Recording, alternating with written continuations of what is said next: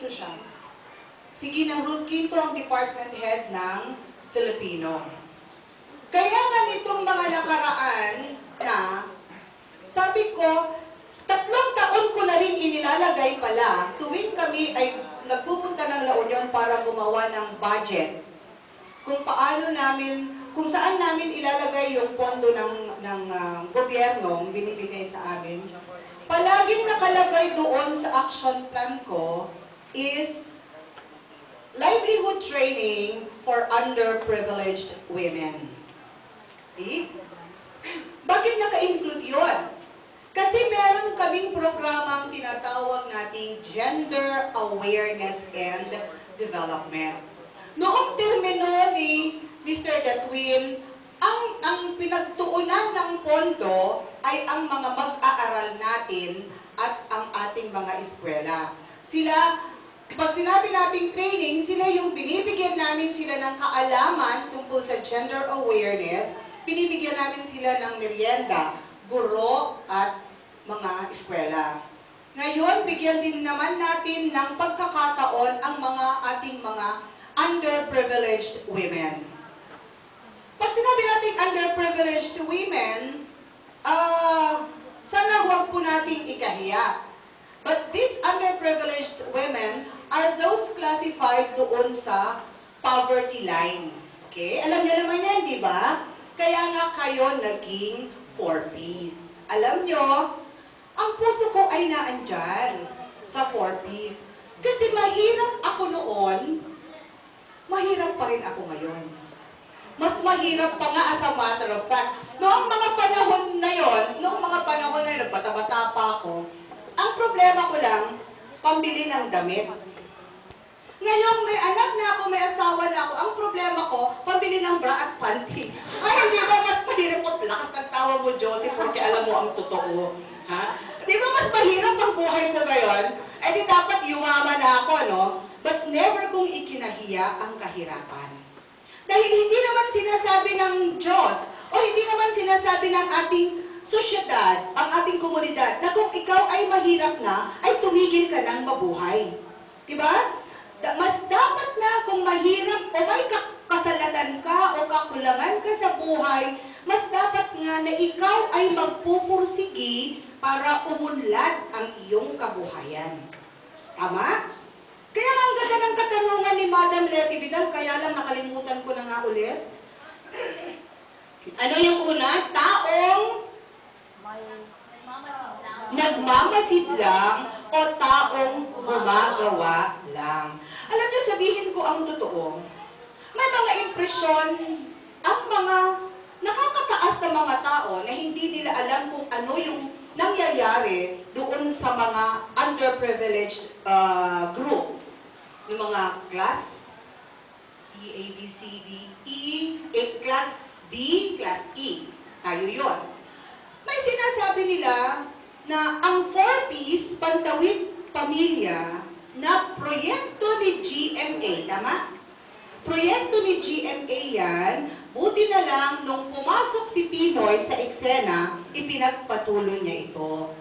Pero mayroong mga impresyon na sinasabi nila na ang 4Ps aramidon nga laeng nga nasadsadot ti Filipino. Amo yun o apay? In English, they call that dole out. Normally gamen ti psych, ti psychology ti pinagbiag, dapat we earn what we spend for our life. No ano ti pagbiag tayo, birukod tayo. Okay? But the 4Ps, kunana, lalo ka sumadot ti Filipino, ikikan ida ti gobyerno ti kwarta. For a while, mamatiak. Ngam, kas lala masaksakitan na, hindi nyo na naintindihan. Hindi nyo, meron tayong dalawang as. Minsan nasasaktan ako, pero hindi naman nila maisip na yung ibinibigay lang naman ng gobyerno sa inyo ay konting-konti lang. Diba?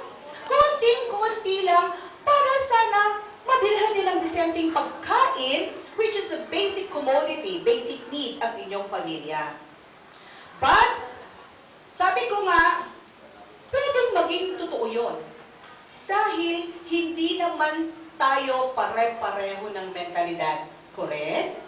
Kaya nga, nung finally, unti-unti naming nabubuo ang programang ito, ako mismo ang tumawag sa DSWD at ang sabi ko, wala si Ma'am Chi noon, si Ma'am Nelfa ang nakausap ko. Ma'am, bigyan niyo po kami ng mga listahan ng 4 Ps na pwede naming turuan ng skill para, at pwede naming tulungan para magkaroon sila ng added income para sa kanilang pamilya.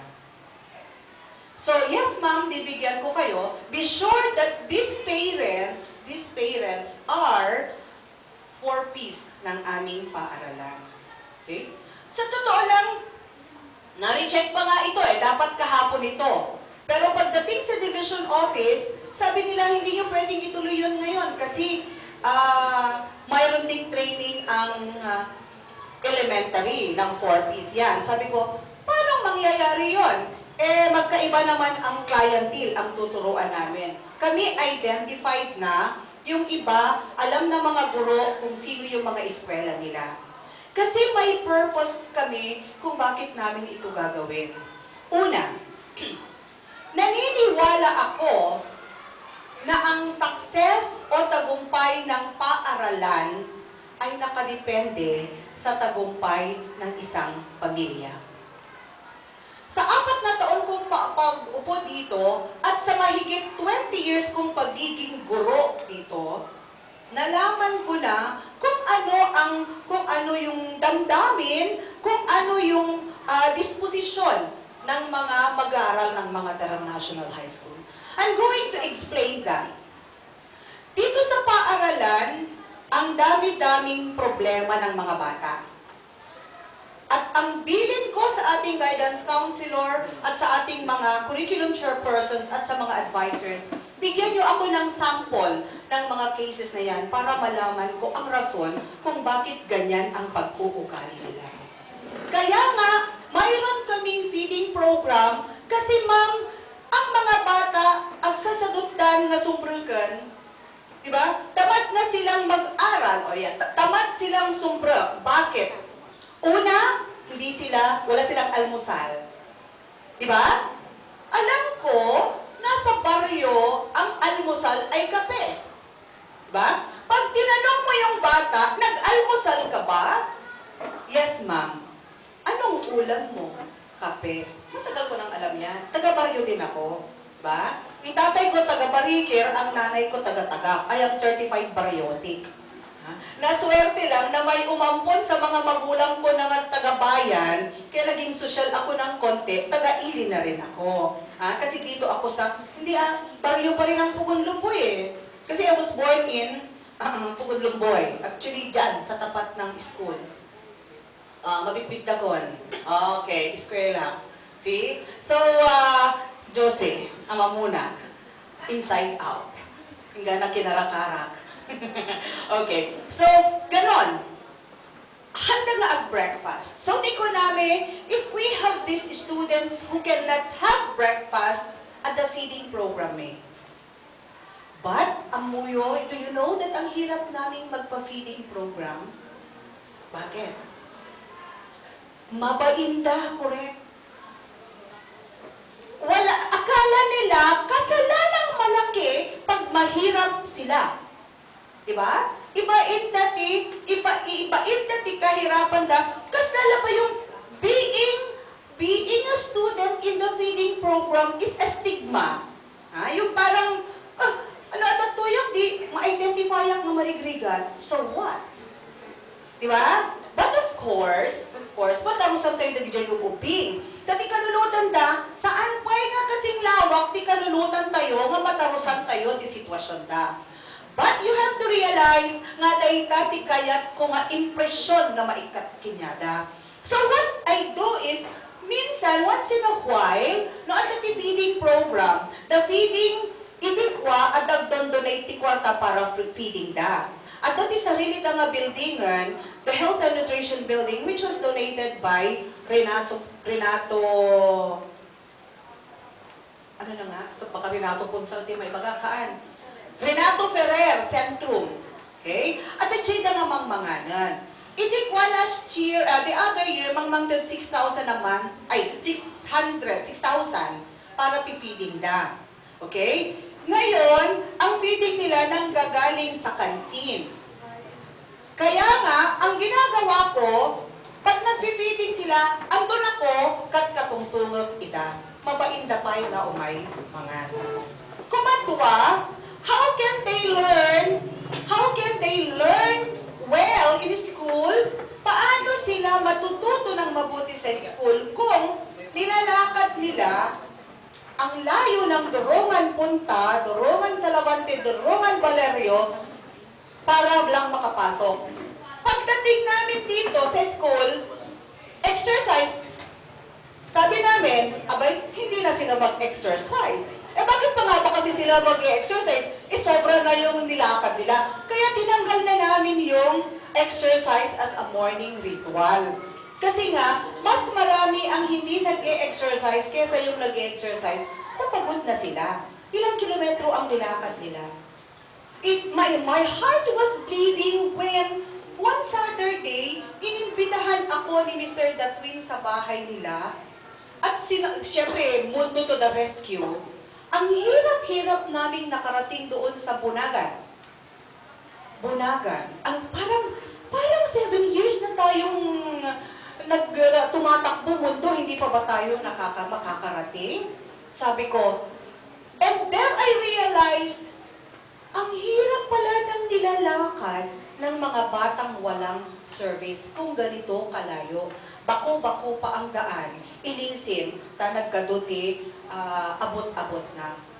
And it pains me when I realize that a child, ang isang bata na malayo ang pinanggalingan para lang makapasok, pagod na siya siguro, hindi na siya papasok sa klase, uupo sa silong ng mangga, maghihintay ng hindi ko alam kung ano, yung teacher, hindi siya na i-attendance, ilang weeks na ganon, ibabagsak siya ng teacher.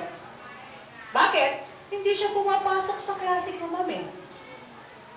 See? Nakita niyo yung scenario? My dear parents, marami kaming cases na ganyan. Ang mga bata siguro dahil sa layo ng nilakad nila papunta rito, wala na silang interest pumasok, hindi na sila papasok. Sayang, hindi nila ma-realize na sayang yung oras, sayang yung effort, sayang yung energy nilang pagpunta dito sa school. Kasi tinatamad na silang pumasok doon sa classroom nila, kaya na-absenan sila. Anong mangyayari? Drop. See? Anong mangyayari? Failing grade. Agulit manan. See? And we have tried this, we also have cases na hindi nakakapasok kahit dahil, una, walang baon. Baon ng, pwede niyang lakarin, pero wala siyang pananghalian. Diba? Kahirap naman kung hindi ka na nga nag-almusal, nilakad mo na yung layo, distansya ng bahay mo papuntang school, wala ka pa rin pang merienda o pananghalian. See? My heart bleeds for students like this. Kano at dalaang kumating kabaklak, numaya manaklaon ko ba, ikakla inaamin ti pamasahidan, kung pakanagla ina ti pangaldawdan. See?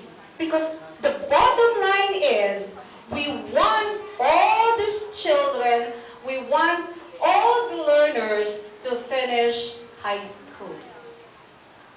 Isumarad nga, you have with you here a group of young and beautiful people because they are enrolled in our ALS program. ALS and Open High School program. Yung mga nasa likod din. Ang mga ito, ilan sa kanila hindi nakatapos ng high school. But tinawag namin silang pumunta dito para matapos nila ang kanilang high school at magkaroon sila ng diploma at magkaroon ng magandang buhay.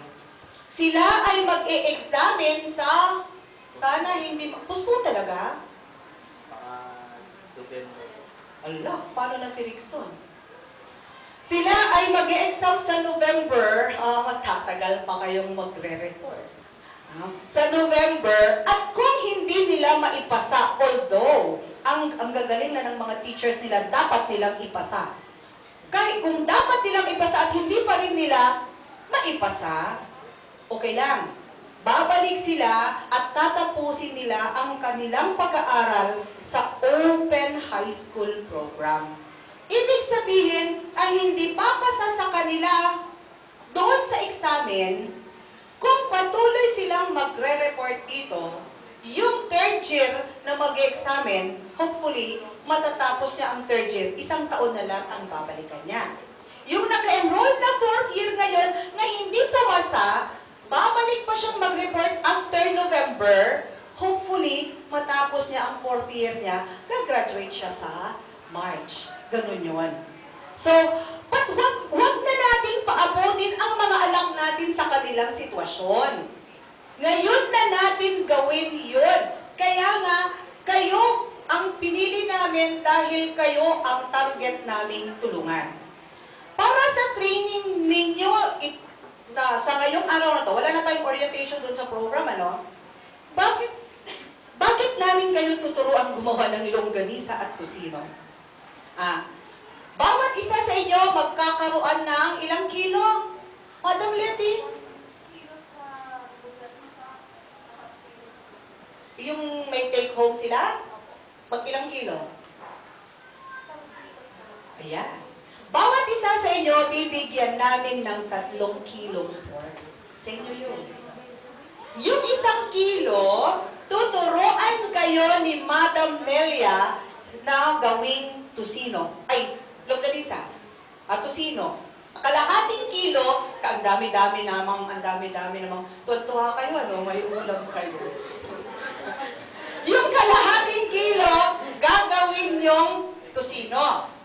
Yung 1 kilong ground na, social, magic pa yan, ay tuturuan naman kayong gawing longganisa. Okay? Completos recados. Bakit namin kayo pag-uuwiin? Hindi pampulutan, ha? Para maipagpatuloy ninyo yung natutunan ninyo at kung maibenta nyo sa kapitbahay, mabuti. Pagrugyan ko na Ilocano. Total, at dapat isitaon nyo nga 1.5 kilos. Okay na ba yun? O gusto nyo dagdagan pa natin ng 2 kilo? At saka na. Kasi kung hindi namin maubos ang pondo ng God, huwag kayong mag-alala, tatawagin ulit namin kayo. But, kung maganda ang performance ninyo doon, na sana maipagpatuloy ninyo yung ituturo namin, pagpatuloy para saan? Ipagpatuloy nyo para magkaroon kayo ng extra income. Oy, ipina-promise ko, dire-diretso namin kayong tatawagin para sa iba pang training hanggat umunlad ang inyong kabuhayan. Okay ba yun? Alam nyo kasi, sa totoo lang, hirap naming ubusin yung 100,000 na budget ng God. Ngayong araw, anong merienda nila? May merienda ba silang libre? Okay. Mamayang tanghali, may lunch kayo. Mamayang hapon may merienda ulit? Usog na sila sa amoy ng longganisa. Huwag ka silang mag-merienda. Oo, syempre pag walang merienda, wala nang hapunan. Umuwi na kayo. Kasi mayroon na kayong baon. See? Nakita nyo yung gusto natin mangyari doon sa programa? Remember na ang mga anak ninyo, kilala namin sila, identified namin sila, may ipa-follow up. Sana pag pinollow up namin kayo, huwag niyong isipin na, babaw yun na DJ into the. No. We are a positive people here. I am a positive person myself and a practical one for that matter. Pag sinabi kong gusto ko kayong tulungan, nanggaling yan dito sa puso ko. Sabi ko nga, I have a heart for people like you. And if only I am rich, ako nang bahala sa buhay nyo. Kaso nga hindi eh. Kaya doon sa maliit na paraan na pwede ko kayong tulungan, tutulungan ko kayo. But, ayaw ko yung sinasabi nilang ang 4-piece dole out. Ang 4-piece aramidon na nga nasagot. Oh, hindi. Kaya nga, ibig sabihin, this day on, we are going to forge. May pagkaroon tayo ng blood compact. We are going to help you if you want to be helped. Ano yung tanong mo ulit? Salita at pag nagmamasid. Kayo ba ay magmamasid lang? O gagawa? Okay. Kung gagawa kayo, ako at ang mga Tarang National High School ay nasa likod ninyo sa kahit maliit na paraang magagawa namin. Dahil ang gusto ko, pagkatapos ng nito, hindi ko alam kung meron pa next month, Nelson, nininervyos ako dyan. Next year naman sana, o kung makakompleto tayo ng 3 taong pagsasama, kasi karamihan sa kanila, grade 7, ano? Lahat sila grade 7? Lahat ng mga anak niyo grade 7?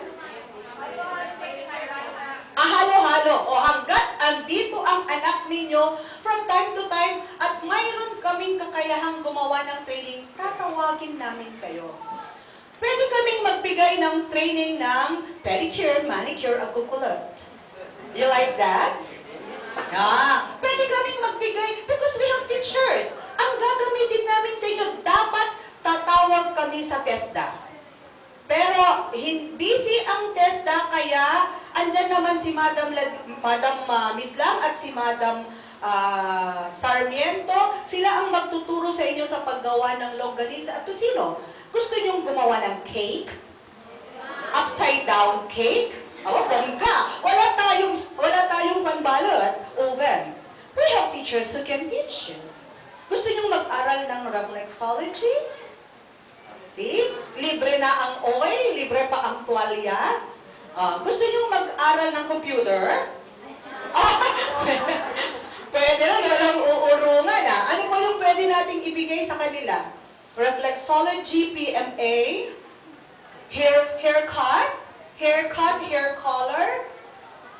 At pag binigay namin ang mga training na ito, ay libre ang mga gamit on one condition. Gamitin nyo yung matutunan nyo sa amin sa maayos na paaralan para sa ikauunlad ng inyong buhay nang sa ganon, uunlad din ang paaralan dahil ang mga estudyante ng paaralan matatalino at walang problema si Madam kasi galing siya sa isang maayos na pamilya. Tama? Tama. Ang batang walang problema pagdating sa school, masaya. Ang inang walang problema sa anak, manatili man siya sa bahay niya, masaya pa rin siya. Correct? Yes. See? So, we have to think na, paano namin gagawin yan? Narigan kami nga ron, 2,000, hambog na 2,230, sa Edical Man, maglalabas ako ng pera sa ATM, merong, ang tagal-tagal sa loob ng ATM machine, 2, sabi ko, hindi ba ako makakatay? Ang dami nang isinasaksak niyang, land bank card, cash card. Nakikita ko, kasi hindi naman niya 2,200. Sabi niya, Ma'am, ilan pa yun? 2 pa, Ma'am. Bakit? Sabi ko, ang galing naman niyang mag-memorize ng PIN number, nakalista po, taga-Aguilar sila. Lahat sa isang barangay, dala-dala niya na yung card. Ay, dapat ganon kasi, kung mamasahe pa siya, nabawasan na yung 2,000 niya. Is that how much you are getting? Yun na lang ang binibigay sa inyo? Ay, nababawasan. O bakit nga? Kasi po ma'am kaya nababawasan kasi yung 3 patakaran po ng office dito sila.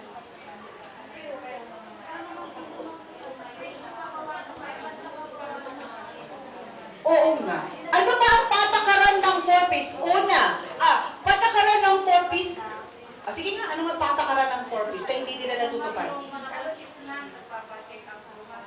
Ayan, oo. Health. Ang mga 4-piece, mayroon sila silang vitamin A supplementation, correct? Mayroon silang vaccination, lalo na kung buntis ang nanay. At yung anak, obligadong pumasok sa eskwela. Pag? Hindi 85%. At least 80%, ano? 85. Ang panuntunan namin dito is 20% absence out. Okay? Sige, huwag kayong mag-alala. May 5% kayong additional. Sa 4Ps, 85. Kami 80% attendance.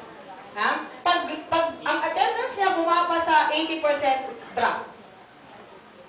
At isusumbong nila. Sabi nga nila, ay, pag sabihin niyo sa amin, pag ang asawa nila ay naglalasing, nagsusugal, bawal din yon, tama? Nagchichismis. Bawal din dapat ang nagchichismis, di ba? Very good. Ang ganda naman pala ng programa ng 4Ps. Makinig kayo, bawal ang chismis, ha? Kahit hindi kayo 4Ps. So, yun ang pag hindi nila nagawa yun, bakit si Josie mabait naman, nagpapawasan ng budget niya? Pag hindi maganda,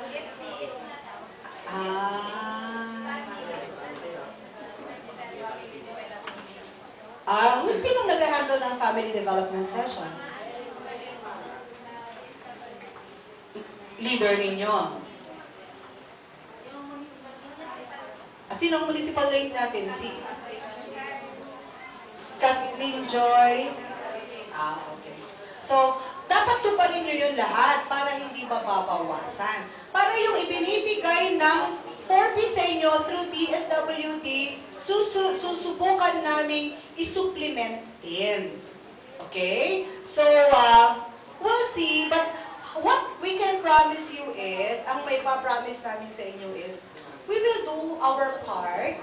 This is, hindi lahat ng school gumagawa nito. Kami lang kasi mayaman kami. Ang school mayaman, ang principal mahirap. Diba? But mayaman naman kami sa pagmamahal. Pagmamahal para sa inyo. Okay? So, ulitin ko, yung i-forge nating covenant, o buklod, ano ba yung Tagalog ng covenant? Pagbubuklod, yung sign ng ating pagbubuklod ngayon, pagsasama-sama ay bibigyan namin kayo ng assistance hanggat sa makakaya namin. At from your end, anong ibibigay nyo? Sana gawin ninyo yung obligasyon ninyo. Anong obligasyon? Gamitin, isagawa ang training na ibinigay namin sa inyo at huwag pabayaan ang inyong mga anak. Baka pag meron na kayong income na makuha, tong-its naman na dyan dahil may extra income. Saan ko na? Okay? Itudyo para panangan ti anak yu, gamit ti anak yu. We will see if after this, at dapay kwartami, ayaban mi nagijay anak yu. O di nagswerte kayo. Taikan mi ida no anati maitad mi kinyada. I-training mi mo ida. Tatno, agkong komplemento, tayo training ti ina, kung training ti anak. And the mother and the child works together for the improvement of the family. O, di ba masaya yun? Yes. Okay? So, I still have one topic which is deepening gender awareness. Hindi ko alam kung baka lalampas ako, but the gender awareness program is simply para i-educate niya o bigyan niya ng kaalaman ang women at children na rin sa dapat na kalagyan ng isang babae sa ating society ngayon. Okay? Kaya meron tayong gender awareness and development. I know some of you are working mothers. Tama? Working mothers, ibig sabihin yan, tapos na yung panahon ng buhay na ang tanging naghahanap ng kabuhayan para sa pamilya ay ama. Dapat nagtutulungan. Dapat hindi naman mabaliktad na ang tanging bumubuhay sa pamilya ay ina o babae. Ha? Dapat, hindi ko naman ibig sabihin na ang kaya ng tatay, kaya din ng nanay. Hindi para mag-away kung hindi mapaunlad ang pamilya. Old school na yung, sikat yung asawa ni sikat biro, nangayak dagyanan ito'y balay. See? Hindi na ganon ang gender awareness and development. Moreover, doon sa God, binibigyan niya ng halaga ang karapatan ng babae. I hope that will be discussed by Madam Loida and Mr. Datwin later on. So, ano ang karapatan ng babae? Pag sinabi natin VAUSI, meron tayo kasing Republic Act na protekta sa karapatan ng mga babae. Republic Act number, memorize mo yun, sir? 9282, Violation Against Women and Children, o yung tinatawag naming VAUSI. V as in victory, A, W, C. Okay? Sa mga bata, meron kaming child protection naman. Meron bagong Republic Act na nagmamanda sa mga... Republic Act na ba yun? O Deped Order lang? Na nagmamandato sa mga schools na alagaan ang mga bata. Practically against injury, but injury, yung kasugatan, masaktan sila. But ang mga injury naman, may pinagmumulan yan eh. Dito sa school, may mga cases kami ng mga bata na nagsa-self-inflict.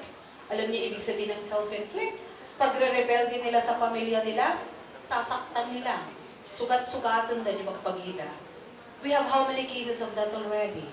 See? When your child is aglayas, that is also self-inflicting. Why? Ubing pa'y iso, hanaan mo, no adin no ti, papanan na. No ti ubing nagbartek, may problema. So, yung mga bagay-bagay na yan, andito lahat yan. So, iyon ang titignan natin at hanggang saan ang kaya niyong pakikitungo sa asawa, sa anak, sa pamilya, sa komunidad. Yun ang titignan natin doon sa Republic Act 9282. At kung hindi man masabi iyon, hindi nyo man malaman yon, lahat-lahat sa araw na ito, asahan nyo that you become a permanent fixture in our training for God. Hanggat matutunan natin lahat kung ano ang karapatan ng isang babae sa modernong henerasyon. Okay? With that, I'm going to turn over the microphone to our MC once more, but kaya't ko lang may bagakinayo, I wish I have planned to stay with you the whole day, but after this, I'm going to leave you. Anyway, the people in charge of this can take care of you. Taag Subliatio office, and then this afternoon at the Jaya Division office. Naimbag na bigat kada kayo amin.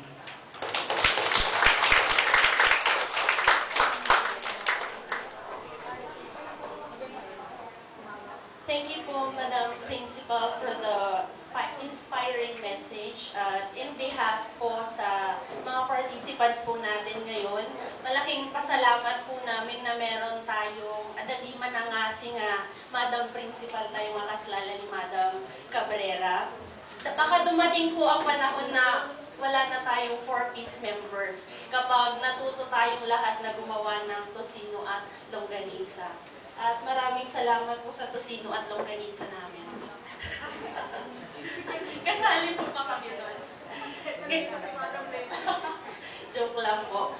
Anyway, moving on, to give us a message and to give us further updates on sex and gender awareness, let us welcome our handsome former GAD coordinator, Sir Marlito Datwin.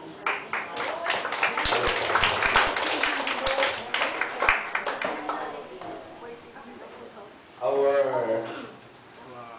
kind and generous and dynamic principal, my idol. Siya pang advisor ko. Siya ang nagtuturo sa akin noon nung kaalis ko sa sundalo. Siya ang nagbigay ng reviewer sa akin para maging teacher ako. Si Madam Rosario Cabrera. The Education House Guard Coordinator, Supervisor, si Madam Celo Chileto P. Angeles. Bago po sila, equally talented department heads who are around the adjacent department.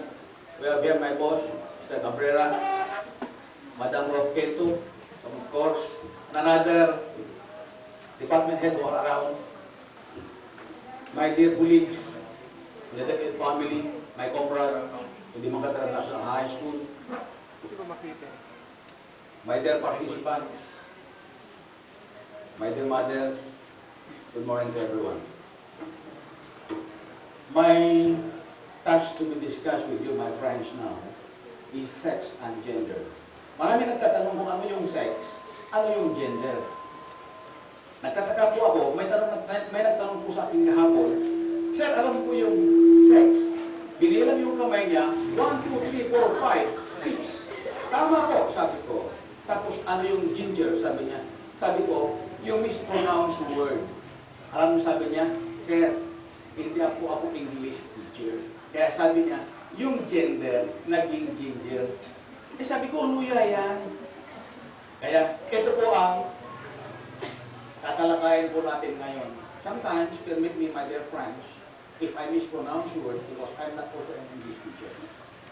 We are going to have or discuss further on sex and gender. Ano po yung tinatawag nating sex?